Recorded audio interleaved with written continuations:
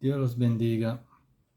Hoy seguimos hablando de cómo tenemos que interactuar entre nosotros, o sea, como hermanos, la vida cristiana en todos sus aspectos, no solo cuando estamos reunidos todos juntos, sino en la vida diaria. Y esto es uno de los temas de hoy, que nosotros somos una grande familia. Eh, lo primero que hay que decir es que nuestras relaciones, entre hermanos, la vida cristiana no se limita solo a recibir algo, por ejemplo el domingo o en otra ocasión recibir algo de los líderes, del pastor o del maestro o del predicador, sino que la Biblia, o sea, el Señor nos invita a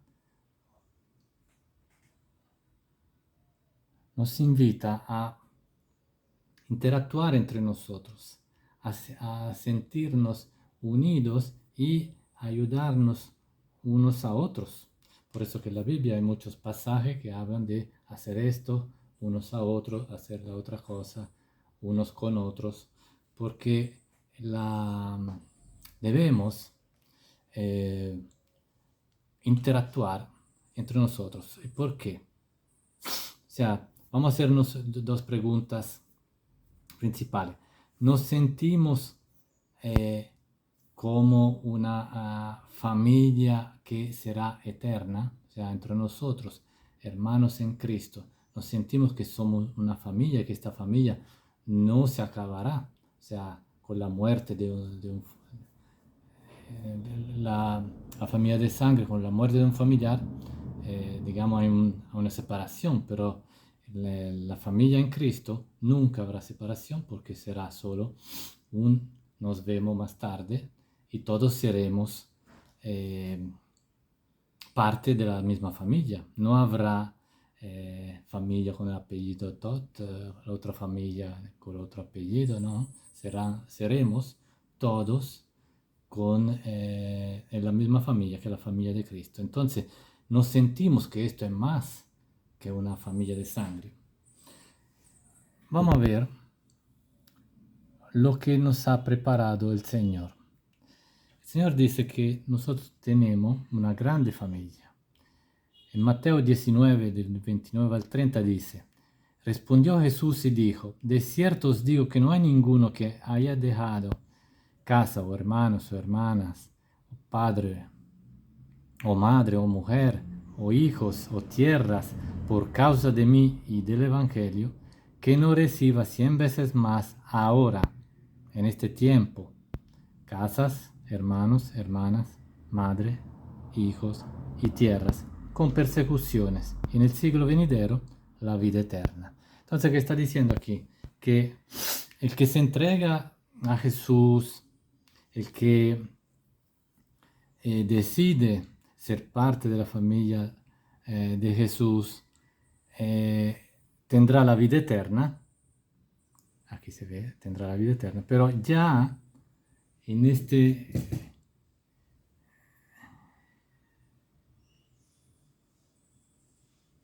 dice aquí, pero reciba 100 veces más ahora, en este tiempo. O sea, cuando uno recibe ahora en este tiempo, cuando uno recibe a Jesús, en este tiempo va a recibir 100 veces más en hermanos, hermanas, padres y madres. ¿Qué significa eso? Que si yo, por ejemplo, soy huérfano de padre, yo puedo encontrar hermanos que me pueden aconsejar, me pueden ayudar como un padre ayuda a los hijos.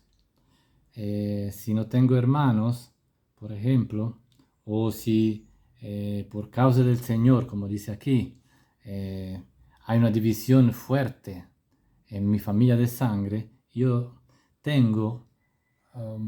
voy a ganar, por así decirlo, hermanos en cantidad, pero hermanos verdaderos. Claro, todo eso es si cada uno obedece al Señor. Pero deberemos nosotros tener este pensamiento. ¿Cuál es el pensamiento? El pensamiento que mis hermanos son mis hermanos, de verdad.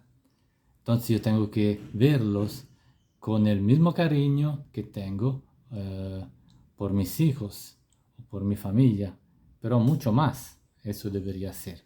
Entonces, si yo me sacrifico por por mi hijo, en un cierto sentido, mucho más me tendría que sacrificar o amar o interesarme por un hermano en Cristo. Entonces, en este sentido, esto es un discurso general, pero en la Biblia hay muchas invitaciones, mandamientos que nos invitan a, ¿cómo decir?, poner en práctica este mandamiento de amarnos unos a otros y que nosotros nos podamos sentir como una familia. ¿Cómo podemos hacer? Oh, lo más sencillo es, por ejemplo, lo que viene descrito en Hechos 21:6, dice aquí, hablando de Pablo, pero ustedes si van a leer todo el pasaje, ve cómo Pablo se encuentra con los hermanos, cómo son la relación entre ellos, y ve la fraternidad entre ellos fuerte. Y dice, abrazándonos los unos a los otros, subimos al barco y ellos se volvieron a sus casas. Entonces aquí vemos que una de las cosas más simples es abrazarse, la otra cosa es saludarse. Dice, saludaos los unos a los otros con ósculo santo, os saludan todas las iglesias de Cristo. ¿Qué significa eso? Que tenemos que, cuando estamos afuera, por ejemplo, no somos desconocidos. O sea, cuando estamos en la iglesia, nos saludamos y nos decimos Dios te bendiga, pero cuando estamos afuera, también nos saludamos. A veces, en algunas ocasiones, yo he visto situaciones que no ha sucedido, entonces no es así como obvio, pero el Señor, y esto es lo más simple, pero ¿qué podemos ver? Vamos un poquito más allá. Dice que nosotros debemos sentirnos parte de esta familia y hacer sentir al otro parte de la familia.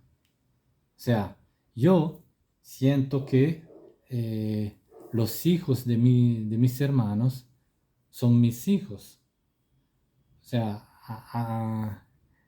en esto se ve que somos familias, ¿no? Porque si es solo de nombre, eso no significa nada. Debemos ir un poquito más allá. Entonces vemos que como la comunión fuerte entre los hermanos, como tiene que ser. Por ejemplo, después de Pentecostés, en Hechos 2:42 dice así, y perseveraban en la doctrina de los apóstoles, en la comunión unos con otros, en el partimiento del pan y en las oraciones. ¿Qué hacían? No solo recibían la enseñanza, no solo oraban, sino que estaban en comunión, o sea, juntos unos con otros, compartían las necesidades, en este caso, compartían el alimento y aparte se reunían porque se sentían bien juntos. Como nosotros nos reunimos ahora, por ejemplo, en Navidad nos reunimos en la familia y nos gusta tanto. Eso, sentir, tiene que estar también entre los hermanos. Si no está, no estamos en comunión, no tenemos el amor fraternal, ¿no? Otro mandamiento, invitación, dice en 1 de Pedro 4:9, hospedaos los unos a los otros sin murmuraciones. Por ejemplo, si un hermano tiene un problema en un periodo que no tiene que salir de su apartamento y no encuentra dónde ir, y el otro hermano, quizá arreglando un poco, quizá con un poquito de incomodidad, pero lo puede hospedar, entonces, ¿qué dice aquí? Tenemos que hospedarnos unos a otros, porque ¿qué haríamos con un hijo que, con su familia que tiene un problema momentáneo? Tú le dices, ven para acá, mientras tanto, y tú buscas el apartamento, mientras tanto, ¿verdad? Y lo mismo deberíamos hacer entre nosotros. Es algo que se practica poco, quizá nunca, pero eso es lo que el Señor nos manda, porque para que nosotros sepamos y nos sintamos de esta manera. Eh, también dice proprio de aceptarse y de recibirnos unos a otros. Recibir significa proprio que yo lo acepto sin condiciones. Romano 15:7 dice, por tanto recibíos los unos a los otros, ¿cómo? Como también Cristo nos recibió, para gloria de Dios. ¿Cómo nos recibió a Cristo? Con amor, con misericordia, con, sin evaluar si nosotros merecíamos o no. Entonces, de la misma manera, nosotros, aun si un hermano no es el más simpático para nosotros, debemos recibirlo y aceptarlo, pero no con hipocresía, sino verdaderamente con amor. Ahora, esto es la parte que debemos hacer, una de las partes que debemos hacer, la parte activa, porque hay muchos más consejos, pero yo me limité a algunos. Las otras cosas que no debemos hacer y que pueden llegar a nuestra mente y que tenemos que rechazar son, por ejemplo, de no juzgarnos unos a otros.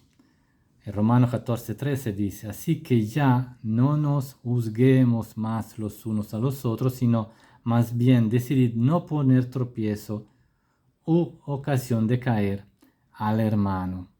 Entonces, aquí no dice si hay un hermano que tiene problemas, o sea, que está pecando, que tú no le digas nada, sino que tú no lo juzgues, tú no lo aísles, tú no le digas, eso ya está perdido, eso ya no se puede hablar con él, sino que, ¿eso qué significa?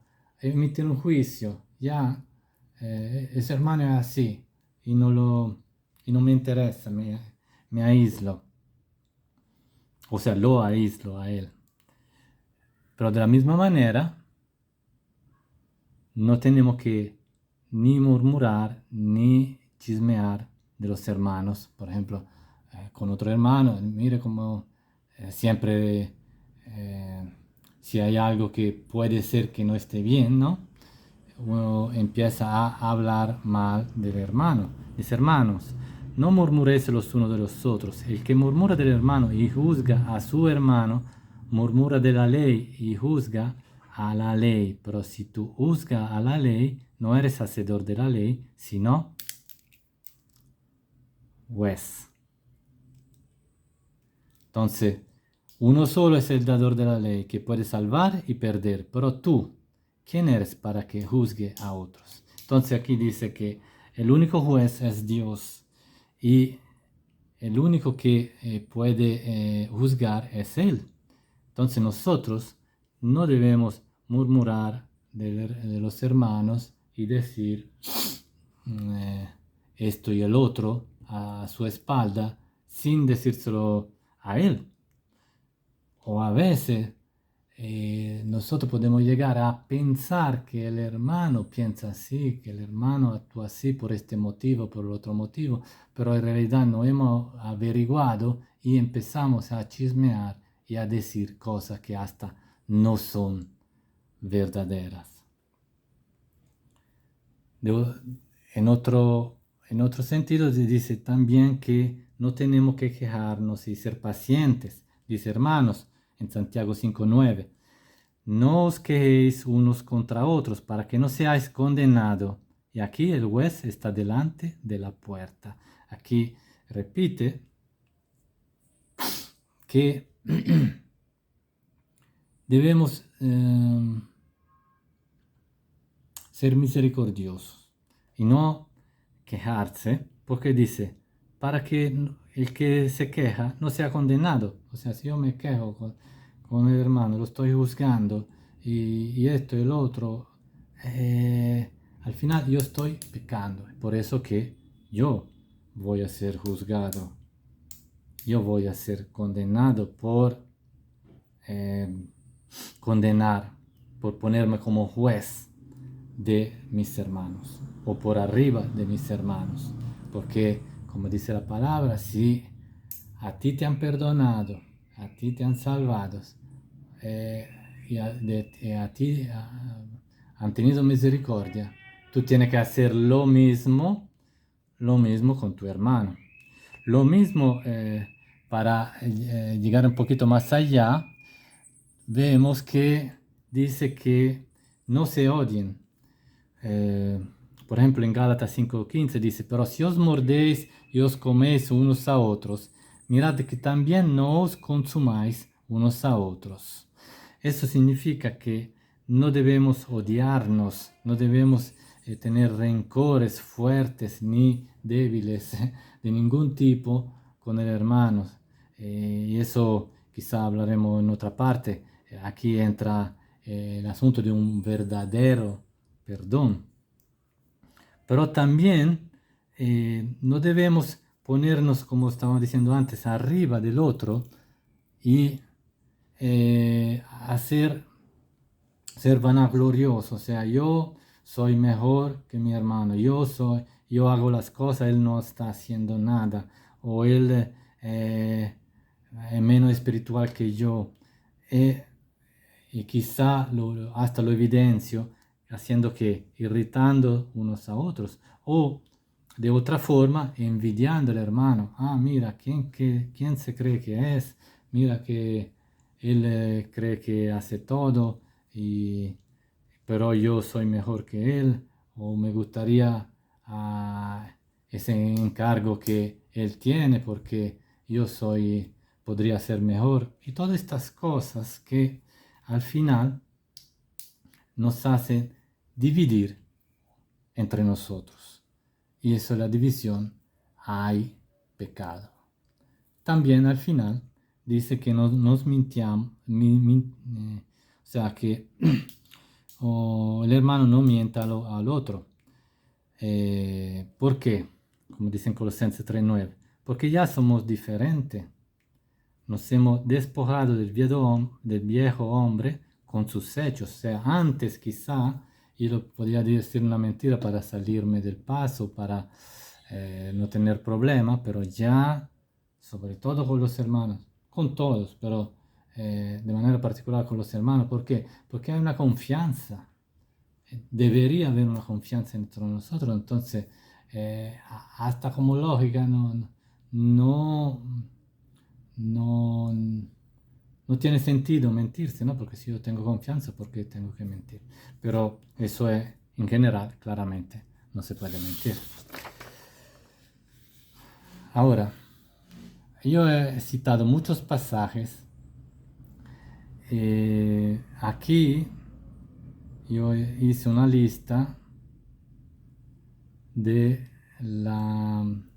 los mismos pasajes, pero un poquito más agrandado, o sea, con más versículos para que tengamos un entendimiento mayor.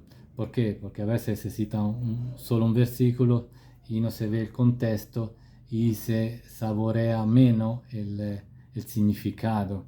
Pero cuando yo lo veo junto con los otros, entonces veo, me doy cuenta de lo que verdaderamente la profundidad, como lo quiere decir.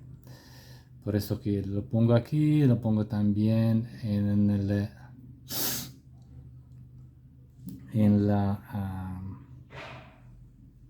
el portal. Ahora,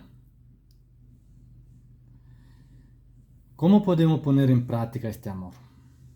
¿O cómo puedo yo evitar estas divisiones que pueden llegar a mi vida? ¿Para qué? Para que yo me sienta familia con mis hermanos y pueda hacer sentir, por así decirlo, cómodo y que hacen parte de la familia a los hermanos. O sea, yo ser agente para que esta familia sea unida, para que esta familia sienta el amor eh, entre nosotros. Ahora, lo estamos haciendo o lo deberíamos cambiar para que esta familia de fe sea verdaderamente efectiva, sea verdaderamente llena de amor, sea verdaderamente actúes como una familia. Repito, si yo me sacrifico a veces mucho o a veces más de lo normal para mis hijos, ¿por qué? Porque yo lo amo, porque me interesan, porque quiero su bien, ¿verdad? Lo mismo debería ser por mis hermanos. Entonces, yo hago eso, yo pienso en mis hermanos, yo sé lo que están haciendo, o puede pasar un año y yo de un hermano no sé absolutamente nada. Eh, Nosotros vemos algo en el chat de la iglesia, pero a veces las cosas salen afuera o las necesidades o un hermano lo expresa quizá en un ambiente diferente, o sea, en una visita, en una llamada telefónica, en un contacto a veces directo, se evidencian estas cosas, ¿no? Pero nosotros nos interesamos, porque todas estas cosas nosotros las podemos decir, las podemos saber, pero para que ponerla en práctica debemos confrontarnos y decir, yo amo a mi hermano, yo me siento que él es familia mía, o yo me siento que soy su familia. Entonces, con estas preguntas, si es no, debemos decir, Señor, me falta el amor a los hermanos, me falta el entendimiento profundo que somos una familia y que no somos tantas islas que se reúnen, por así decirlo, sino que somos un solo cuerpo, como dice. Así que vamos reflexionando sobre eso y viendo, profundizando los pasajes. Que Dios los bendiga.